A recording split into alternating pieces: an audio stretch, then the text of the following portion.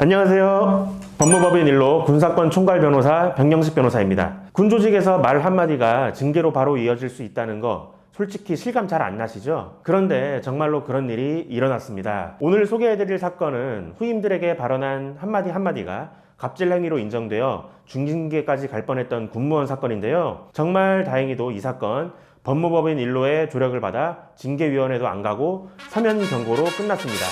어떻게 가능했는지 지금부터 실제 사례 그대로 말씀드리겠습니다.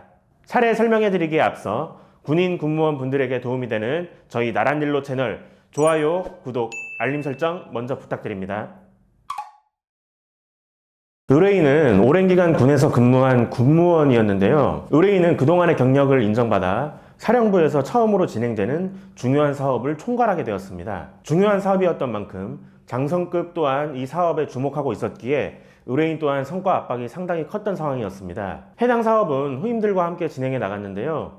사건에 대해 회의를 할 때마다 후임들과 의견 충돌이 자주 발생했는데 이 과정에서 의뢰인의 발언들이 문제되었습니다. 당시에는 문제없이 지나갔던 한마디 한마디가 후임에 대한 협박, 지위를 이용한 정신적 가혹 행위, 즉 갑질 행위로 문제된 것이죠. 이에 의뢰인은 내부 신고로 감찰 대상이 되었고 성실 의무 위반 갑질 행위 혐의로 징계위원회에 회부될 위기에 놓이게 되었습니다. 감찰에서 문제 삼은 혐의는 총 3가지였습니다.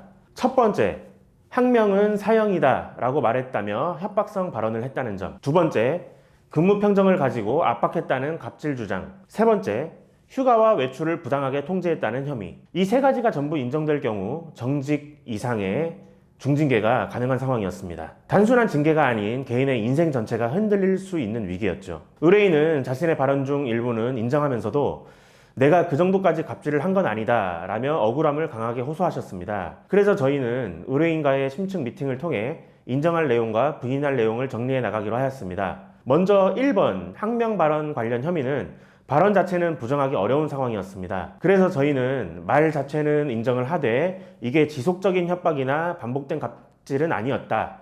이 점을 강하게 주장했습니다. 당시 후임과의 지속적인 의견 말찰로 인해 감정적으로 순간 튀어나온 말이지 일상적으로 후임을 겁주거나 협박하던 것은 아니었다고 강조했죠. 두 번째, 근무평정 갑질 혐의의 경우에는 문제가 있었습니다. 의뢰인은 사기 진작을 위해 근무평정을 잘 받으려면 보고를 잘 해야 한다라고 말했을 뿐 근무평정을 낮게 주겠다라는 식으로 얘기한 사실이 없었습니다. 실제로 근무평정 관련 자료를 전부 확인해보니 오히려 후임 전원에게 최고 등급 평정을 부여한 사실이 확인됐습니다. 그래서 근무평정 갑질 혐의는 객관적인 기록으로 완전히 부인했습니다. 세 번째, 휴가 통제 문제도 마찬가지였습니다.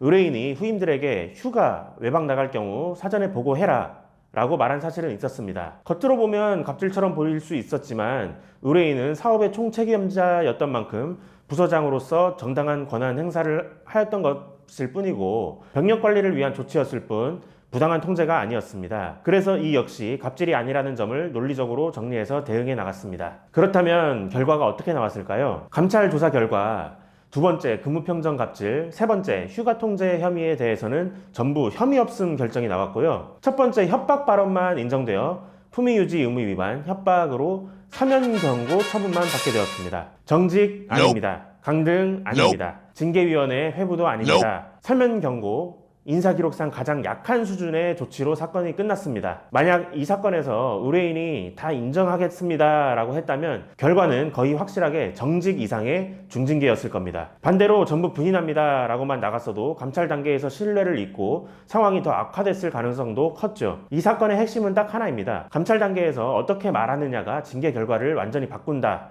라는 것입니다. 군인 군무원 사건에서 감찰은 단순한 조사가 아닙니다. 이미 그 순간부터 처분을 전제로 한 절차가 시작된 겁니다. 이 단계에서 대응을 잘못하면 그 다음은 징계위원회, 중징계, 불명예 전역까지 한 번에 이어질 수 있다는 점 명심하셔야 합니다. 지금 이 영상을 보고 계신 분들 중에서도 아직 감찰 단계니까 괜찮겠지 이렇게 생각하시는 분들 분명 계실 겁니다. 그 생각 오늘 사례 보시고 꼭 바꾸셔야 합니다. 군인 군무원 징계 사건 초기 대응이 결과를 바꿉니다. 감찰부터 징계위원회, 항고, 행정소송까지 이런 사건은 경험 있는 변호사의 도움을 받아 처음부터 단추를 잘 꿰어야 할 것입니다. 이상 군사권 총괄 변호사 백영식 변호사였습니다. 감사합니다.